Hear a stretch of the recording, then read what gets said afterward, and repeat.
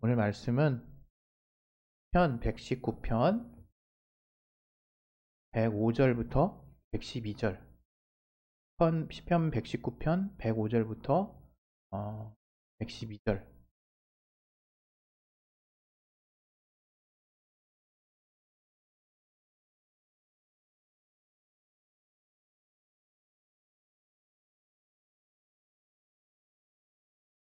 편 119편 105절부터 112절 편에 나왔죠.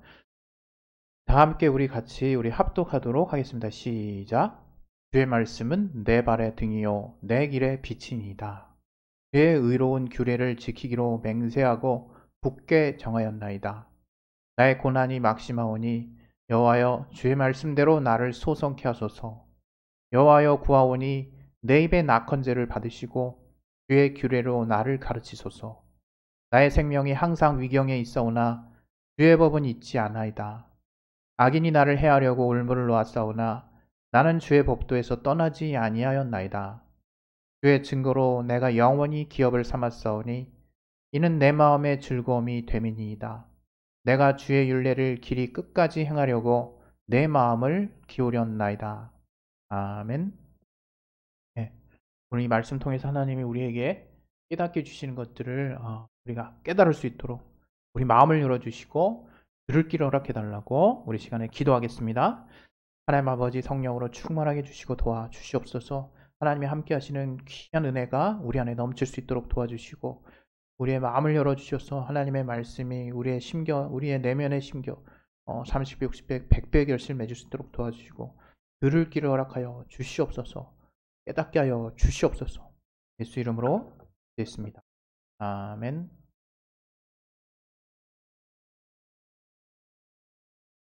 하나님은 우리에게 생명이 되시는 분이십니다. 이는 단지 우리 어떤 마음의 평화나 어떤 궁극적으로 우리 영혼의 구원만을 말씀하는 것이 아닙니다. 사실 우리의 마음의 평화나 또 우리 영혼의 구원이 실상은 더 중요한 내용이고 우리 신앙의 본질이지만 우리는 그렇게 잘 느끼지 못하죠. 왜냐하면 우리 육신이 속해 있는 이 땅에서 벌어지는 많은 환경 속에서 무언가 좀 더 구체적으로 해결되는 실질적인 것들을 보기 전에는 마음의 평안도 또 영혼의 구원도 굉장히 먼 이야기처럼 느끼게 됩니다. 그런데 아마 이제 우리가 다들 세월이 지나고 인생을 이제 살아감에 따라서 또 깨닫게 되는 것은 있죠. 그게 뭡니까? 깨닫게 되는 것은 바로 우리가 그토록 소홀히 여겼던 마음에 대한 부분이 사실 우리의 많은 부분을 차지하게 되는구나 하는 것들을 우리가 어느 날 갑자기 또 알게 돼요. 그래서 어떤 우리 앞에 펼쳐진 어떤 물질적인 또 환경적인 또 나의 어떤 재능을 또 나의 어떤 뭐랄까요 커리어를 쌓아 올리는 어떤 삶을 지속하다가 물론 그 순간에도 내면에 대한 어떤 가치를 완전히 무시하고 지냈다고 그럴 수는 없는 거죠. 그러나 어느 순간이 돼서 그 어떤 것보다도 중요한 것이 내 마음속에 일어나는 일들이구나. 또 이 내면의 평안, 또 내면의 흔들리지 않는 기쁨, 어떤 내면의 어떤 뭐랄까 요동하지 않는 믿음이랄까요? 어떤 그런 보이지 않는 가치의 어떤 중요함을 어느 순간 이제 굉장히 무게감 있게 깨닫게 되죠. 그러다가 사실 이제 신앙도 되게 어릴 때부터 할 수 있고 또 모태 신앙도 있고 또 대학교 와서 깨져서 저처럼 변화되는 경우도 있고 그렇지만 무엇보다 중요한 것은 그러한 신앙조차도 처음에는 뭐라 그럴까요? 역동적이고 좀 보여지고 마치 요한 일서에서 말하는 것처럼 우리가 젊었을 때의 신앙에 뭔가 하나님의 능력과 어떤 마귀를 멸하는 어떤 하나님의 자녀들이 갖고 있는 권세라든가 이런 부분에 많이 우리가 신경을 쓰다가 이제 어느 때가 되면 보이지 않는 그 하나님에 대한 관심이 계속 이제 늘어나기 시작하는 거죠. 그러다가 최초부터 계신 이를 알게 되는 그 태초부터 계신 그 하나님, 나와 늘 함께 하셨던 그 하나님에게 비로소 내 고개를 들게 되는 것 같아요. 참, 물론 사람마다 다를 수 있고 그 사람의 어떤 순수한 어떤 믿음의 정도를 판단할 수는 없지만, 저를 통해서 봤을 때는 참 이렇게 한순간도 뭔가 하나님이 뭔가 해주시지 않으면 도무지 그 하나님을 믿을 수 없는 그 어린 신앙의 때를 이제 벗어나서 뭔가 하나님이 안 계신 것 같은 막막한 어떤 긴 어떤 터널을 지나가는 것 같은, 또는 제가 뭐 미로 속을 헤매지는 않아봤지만 가끔 영화 소재로 어떤 엄청난 미로가 있는 영화가 가끔 있는데, 거기 안에 들어가면 나갈 출구를 찾지 못하잖아요. 그런 것처럼 굉장히 깝깝한 어떤 하나님을 믿고 있음에도 불구하고, 그리고 하나님의 체험이 이전보다 좀 덜해진, 또 나의 어떤 하나님을 향한 마음이 어떤 조금은 식었다라고 하는 부분도 분명히 있을 수 있겠지만, 그렇기에는 너무 정말 처음 하나님을 만났을 때보다 뭔가 좀 다른, 소위 이제 연단의 시간이라고 그럴 수 있고 인내의 시간이라 할 수 있고 우리가 더 다듬어지는 시간이라고 볼 수 있는데, 이런 시간들을 또 누구나가 다 이렇게 겪게 되죠. 왜냐하면 하나님이 사랑하시는 그의 자녀라면 하나님이 우리를 더 온전한, 성숙한, 성장한 그리스도의 하나님의 나라의 시민 되기에 합당한, 그의 자녀 되기에 정말 뭔가 부족함이 없는 자를 하나님이 만드시기 위해서 우리를 이렇게 정말 어려운 지경 가운데서 이렇게 또 지켜보실 때도 있는 것 같아요. 물론 그런 건 우리의 생명을 또 우리가 빼앗기는 상태까지 우리가 놓이지는 않는다라고 생각하는데, 어찌됐건 그런 상황들이, 그런 우리의 믿음의 시기들이 분명히 있죠. 우리 신앙생활에 믿음의 연단에 어떤 힘든 시기들이 분명히 있는 것 같아요.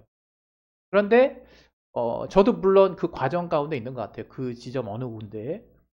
그런데 분명히 이 성경에 하나님을 알게 된 아브라함의 여정을 통해서도 알 수 있는데, 저가 정말 안달복달하는 시기, 하나님을 못 믿는 시기, 또 하나님을 믿고는 있지만 이랬다 저랬다 하는 시기, 또 이제 하나님을 비로소 이제 믿기 시작하는 시기, 그리고 이제 하나님을 완전히 자기 안에 이제 모시게 되는 시기, 이런 시기적인 어떤 믿음의 변화를 우리는 구약의 어떤 이야기, 아브라함의 이야기를 통해서 우리는 볼 수 있잖아요. 저가 우리의 믿음의 또 아버지, 열방의 아버지가 된 아브라함, 우리의 믿음의 이제 우리가 선조라고 얘기하는데, 우리는 참 되게 부족한 가운데서 그렇게 하나씩 하나씩 이제 나아가는 것 같아요.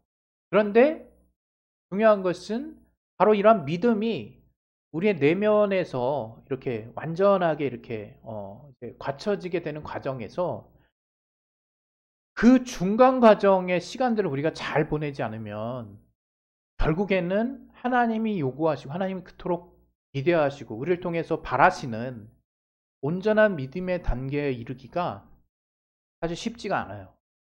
거기에 또 그 과정에서 마귀의 역사도 만만치 않고요. 오늘 이게 어떻게 보면 우리가 잘 아는 또 말씀일 수도 있지만, 우리가 이런 부분을 자꾸 이렇게 건넘게 되면 어느 날 갑자기 나는 원인도 모르게 갑자기 그냥 어려워져 있는 나 자신을 보는 거죠. 늘 그렇듯이 내가 회복하려고 애를 쓰지만 이게 이전과 같지 않고 점점 힘을 떨어뜨리는 어떤 요소로 도리어 작용하게 되는 것을 보게 됩니다. 이것이 또 습관이 또 되기도 하고, 그래서 이제 그런 어떤 타성에 젖게 되면 여간 어떤 그러한 어떤 믿음의 형태를 벗어나는 게 쉽지가 않은 거죠. 왜냐하면 나 스스로가 동기부여가 안 되거든요. 저는 저와 여러분이 그러한 상태까지 직면하게 되기를 바라지 않습니다. 혹시나 그러한 상태인가라고 고민하고 계시는 분도 오늘 또 함께 또 나누는 말씀 가운데 우리가 또 힘을 얻을 수 있으면 좋겠어요. 오늘 같이 나눴던 이 본문에는 이 시편 기자의, 우리가 가장 이렇게 하나님께 고백할 때 정말 멋진 구절이다라고 이야기할 수 있을 만한, 손에 꼽을 만한 멋진 고백이 앞에 들어있지만, 그 내용을 쭉쭉 읽어 내려가다 보면 이 시편 기자가 지금 처해 있는 환경이 지난번에 제가 다윗에 대한 이야기도 같이 나눴던 것처럼 이건 보통이 아니구나, 이제 이렇게 여러분 여겨지거든요. 다시 말하면 정말로 쉽지 않은 환경 가운데 거해 있다는 것을 그의 고백 가운데 우리는 보게 됩니다. 여기 보면 107절에 나의 고난이 막시마오니, 이게 이제 히브리어로 나아네티 아드 메오드, 예, 저도 이렇게 그냥 음가를 따라하는 수준입니다.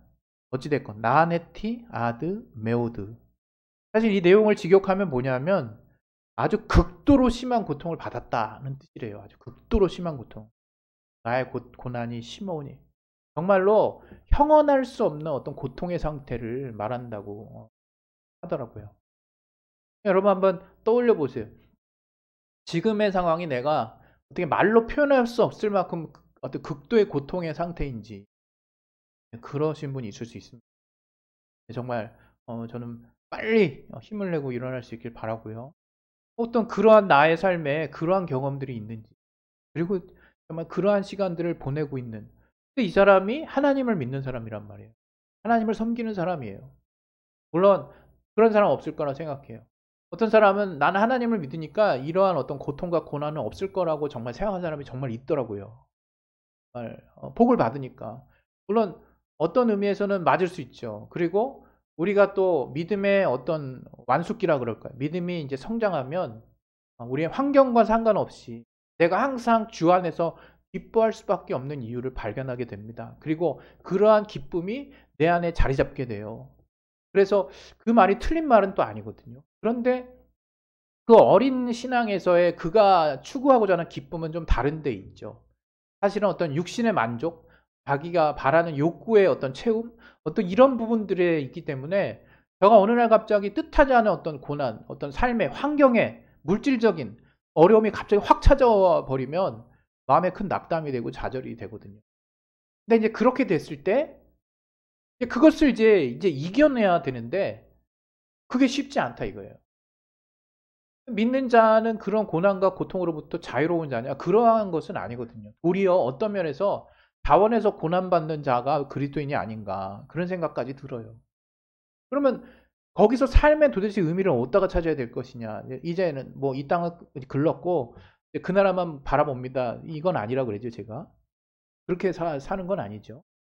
근데 분명히 내가 믿는다고 해서 다른 사람과 다르게 고난이 피해가고 이런다고 보여지진 또 않는다 이거죠. 분명 하나님이 우리를 예비하심에도 불구하고, 하나님의 예비하심이 없었으면 어떻게 됐을까 하는 상황은 아무도 예견할 수 없죠. 그러나 분명히 모든 일이 지나고 난 뒤에 하나님의 도우심이 있었다는 걸 우리는 인정할 수밖에 없지만, 그럼에도 불구하고 우리는 항상 불평이 있고 항상 그 고난에 정말 약한 사람이라 이거예요.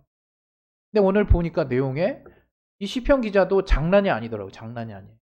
그런데 109절을 또 이어서 보면, 109절 보면 나의 생명이 항상 위경에 있사오나 이렇게 말하고 있어요. 나의 생명. 이건 또 히브리어로 나푸시 베카피 타미드, 이런 이제 히브리어를 썼는데, 그것도 이제 그대로 해석하면 나의 혼이 계속적으로 나의 손안에 있다, 이런 뜻이에요. 이게 어떻게 나의 생명이 항상 위경에 있다 이렇게 해석이 될까? 처음엔 약간 이렇게 뭐랄까, 이게 잘못 해석된 거 아닌가? 실제로 다르게 해석하는 성경도 있어요. 근데 저는 이제 그것보다는 이게 오늘 이 우리가 같이 읽고 있는 이 성경처럼 나의 생명이 정말 정각에 달려 있구나라는 표현으로 그렇게 생각됩니다. 뭐냐면 정말로 내 손 안에 뭔가 내 혼이 있다는 거예요. 원래 혼의 위치가 어딥니까? 우리가 눈으로 어떤 물질적으로 따져서, 위치적으로 따져서 이 안에요 이렇게 표현할 수는 없지만 항상 몸 안에 있죠. 항상 우리 안에 있죠. 우리 안에 있어야 할 영혼, 어떤 혼의 요소가 지금 몸 밖으로 튀어나와서 손 안에 있다는 거예요. 얼마나 만약에 이건 정말 상상할 수 없는 예지만 그럼 뭐 당장 죽을 수도 있고, 여러분의 내장이라는, 여러분의 어떤 심장이 이렇게 손 안에 이렇게 얹혀 있어. 막 뛰고 있어. 쿵쾅. 내가 너무 SF를 많이 봤네요. 예를 들 수도 없지만 얼마나 불안한 환경입니까? 내 안에 있어야 할 것이 내 손에 있어. 내 바깥에 있다는 게 얼마나 위급한 상황입니까? 상상할 수 없는 상황인 거죠. 그래서 이렇게 이 신학 학자들이 나의 생명이 항상 위경에 있사오나 이렇게 전체적으로 이렇게 해석하는 분들이 많습니다. 그리고 성경에 많은 성경이 또 이렇게 해석하고 있고, 그만큼 지금 이 시편 기자는 정신이 없어요. 나의 생명이 어떤 수준인가 하면 내 안에 있어야 할 어떤 영혼, 혼적인 부분이 몸 밖으로 튀어나와서 내 손 안에 지금 있는 상황과 같다 이거예요. 이렇게 위급한 상황인데 이 시편 기자가 그 다음에 하는 얘기가 뭡니까? 있사오나 주의 법은 잊지 아니하나이다 라고 얘기를 해요. 또 이어서 이제 10절에 뭐라고 얘기합니까? 악인이 나를 해하려고 올무를 놓았사오나, 악한 사람들 말하는 거예요. 올가미를 말하죠. 그야말로 올가미. 올가미가 뭡니까? 원래 걸리도록 덫을 말하는 거예요. 덫. 올가미가 뭡니까? 자기도 모른 채 걸려드는 거예요. 여기에 여러분 제가 드리고 싶은 말씀이 또 있습니다. 신앙생활을 하면서 우리가 어려움에 닥쳤을 때 제일 먼저 찾아오는 생각, 하나님이 왜 나를 안 도와주실지도 있지만, 또 그 가운데 많은 사람들은 또 믿음을 써요. 믿음을 막 쓰고 있거든요. 그런데 그 가운데 원수가 개입합니다. 어게요? 야, 너 지금 마음속에서 흔들리고 있잖아. 너 이렇게 어려운데 하나님께 원망하는 마음이 조금도 없다고? 왜 너에게만 이런 일이라고 벌어지는 생각 진짜 없어? 별말을 다 넣어주죠. 그러면서 어떻게 됩니까? 주님께서 그나마 바라던 게 주님을 향한 믿음밖에 없는데 내가 이 믿음조차 흔들리는구나, 이렇게 생각한다 이거예요. 아주 마귀가 결정적인 거를 건드리죠. 그러면서 우리가 좌절하기 시작해요. 더 낙담해요. 하나님이 들어주시지 않는 것보다 하나님의 도움을 힘입어야 되는 나 자신이 여전히 하나님을 온전하게 믿지 못하고 있는 나의 모습을 통해서 내가 더 좌절하게 됩니다. 신앙생활을 어느 정도 하신 분들은 아마 공감할 수 있을 거예요. 그러면서 어떻습니까? 이제 정죄감에 빠지죠.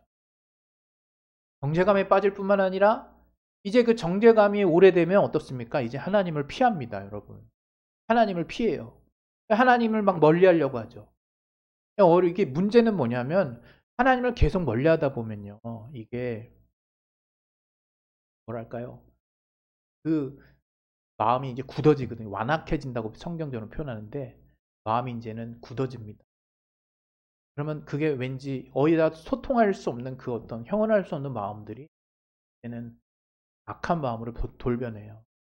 인간이 그런 연약한 부분. 그래서 결국에는 하나님도 손 쓸 수 없는 상태까지 갈 수 있다는 거예요. 이것은 뭐라 그럴까요? 이런 얘기를 제가 하면 과거에는 믿음이 정말 연약한 분들은 이런 말 들으면 굉장히 겁을 먹더라고요. 그러니까 겁먹으라고 이런 얘기를 하는 게 아니거든요. 먼저 알아야 될 것은 뭐냐? 우리가 정말 우리 믿음조차도 완전하지 않다는 거 여러분 좀 하나님 앞에 시인하셨으면 좋겠어요. 뭐냐면 분명히 믿음 없는 부분을 예수님께서 수많은 어떤 이야기 가운데서 질책하시고 질타하시고 지적하셨어요. 그리고 믿음 좋은 사람을 엄청나게 칭찬하시고 엄청난 복을 또 선포하시고 그러셨죠. 우리는 믿음에 초점이 가 있지만 최소한 우리 자신을 속이지는 말았으면 좋겠어요. 막 의지를 사용해서 믿으려고 하는 거, 그래서 어느 순간이 돼서 믿어지는 거 분명히 차이가 있죠. 근데 우리는 그것을 용납을 하지 못하는 것 같아요. 그래서 자기 자신마저 속이는. 남들이 이런 건 당연히 믿고 있는데 나도 이런 걸 당연히 믿고 있다라고 얘기를 해야지, 이걸 믿으려고 애쓴다라고 얘기하면 뭔가 수준 떨어지고 하나님이 이러한 내 마음을 보면 실망하실까봐. 그래서 자기 자신의 어떤 중심의 깊은 곳까지는 들어가 본 적이 없는 거예요. 왜? 믿어지지 않는 부분은 건드리지도 않는 거죠. 그러면서 마음속에서는 그 부분 때문에 눌리고 정죄받고 또 정말 좌절감이 느껴질 때도 있고, 또 내 앞에 고난이 닥치면 이것 때문인가라는 어떤 오해가 생기기도 하고, 또 그러한 어떤 눌리는 마음이 계속되면 이제 하나님 피하기 시작하고, 그 피하는 것들이 또 지속이 되면 어떻습니까? 마음이 단단해지기 시작한다. 이게 안 좋은 쪽으로. 그러면서 이제는 하나님을 멀리하기 시작하면서 이젠 도리어 하나님을 배척하는 단계까지 갈 수도 있습니다. 그러나 그 이전에 알아야 될 것이 있어요. 우리가 자꾸 왜 이렇게 또 동일한 패턴 안에서 속게 되냐면, 여러분, 우리는 뭐 하나 완전한 게 없어요. 그걸 인정하셔야 돼요, 먼저. 심지어 우리 믿음조차도. 여러분 모르겠습니다. 여러분은 어떻게 하나님을 처음 만나게 되셨는지 모르겠어요. 저는 요한계시록 우리 좋아하는 말씀 있잖아요. 그게 12장입니까? 요한계시록 12장 한번 찾아가 봅시다. 요한계시록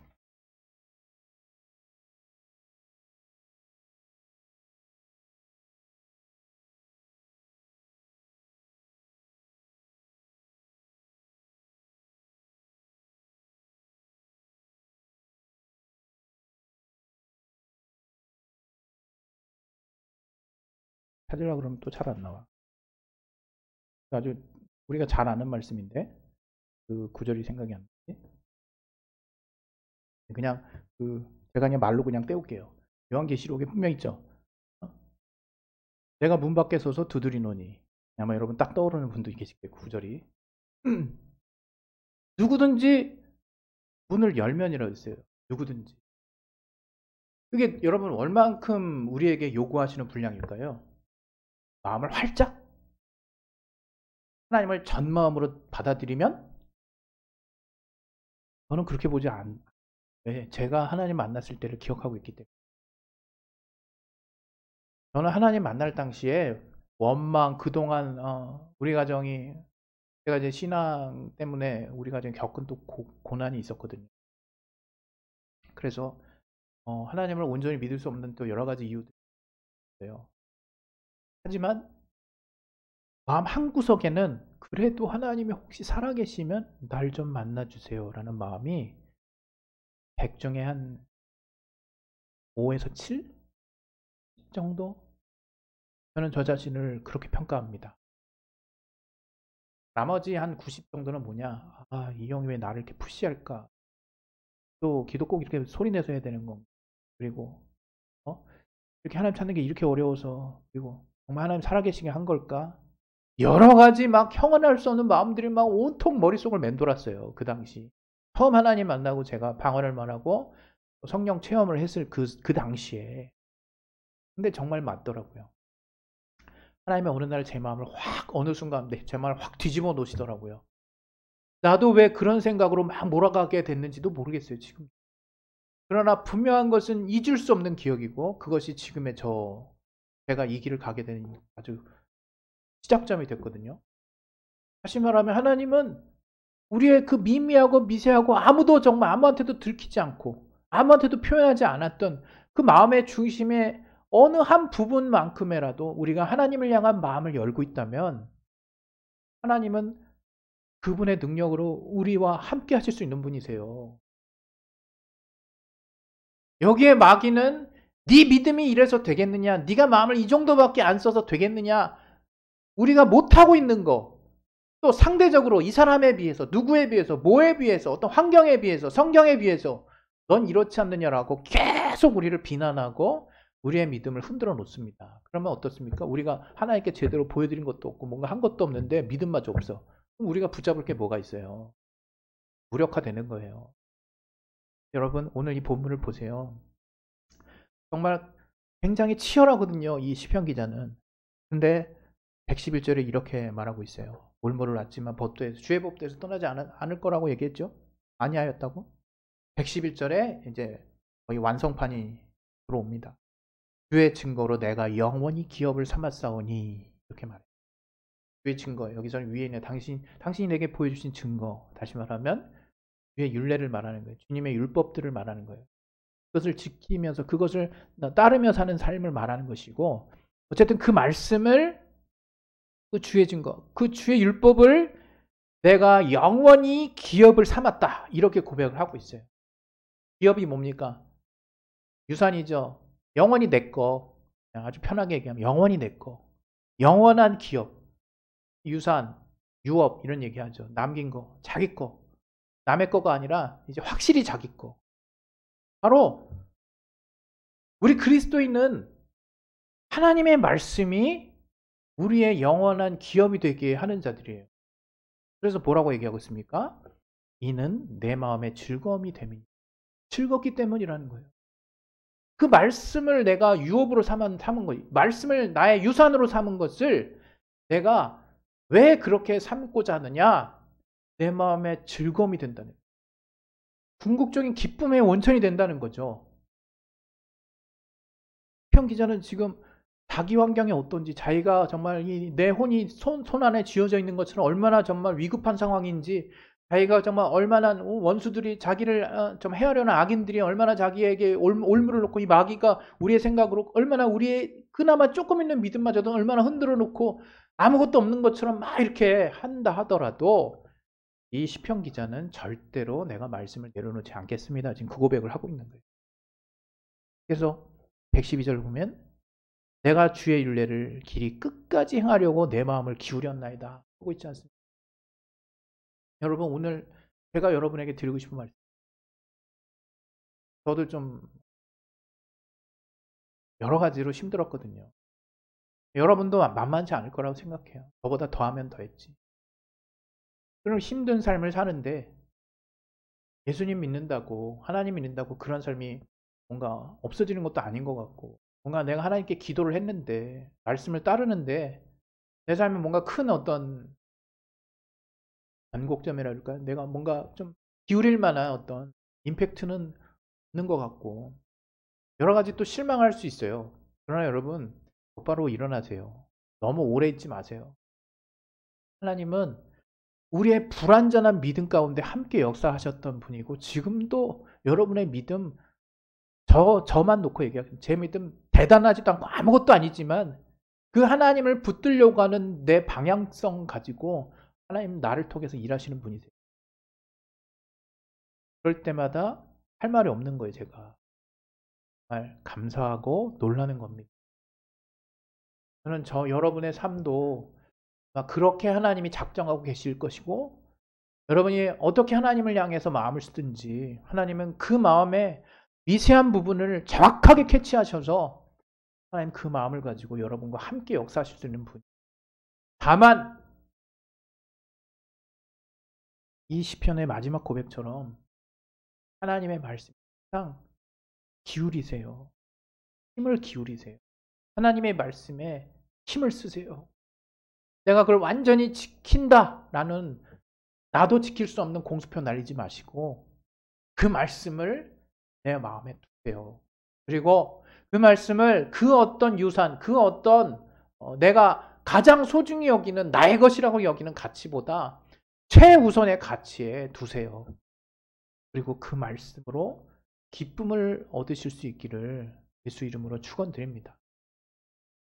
여러분, 하나님의 말씀, 주의 말씀은 시편 기자가 처음에 고백한 것과 같아요.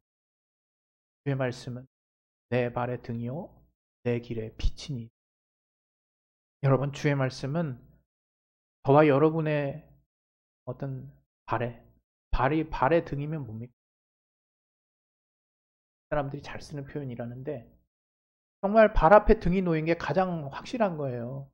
내 발 앞에 등이 있으면 어떻게 됩니까? 내 앞이 훤히 보이는 거죠. 더 나아가서 내가 가는 길의 빛이 어떻게 됩니까? 내가 가는 길의 빛이라면 나는 그 길을 실족하지 않고 갈 수 있는 거예요. 내가 가야 되는 길, 내가 가야만 하는 길, 내가 가고 싶은 길에 주님께서 빛이 되신다면 나는 갈 수 있는 거예요. 그리고 그 길 설령 내가 그동안 바라왔던 길이 아닐지라도 하나님이 비춰주시는 길, 그 길은 바로 생명의 길입니다. 예수께서 말씀하신 것처럼 내가 곧 길이요 진리요 생명이니 나로 말미암지 않고는 아버지께로 올 자가 아무도 없느니라. 우리 하나님을 보는 게 신앙인데, 하나님 아버지를 뵙는 게 신앙이고, 그 말씀을 통해서 삶의 즐거움을 구체적으로 누릴 수 있게 하시는 분이 하나님이세요.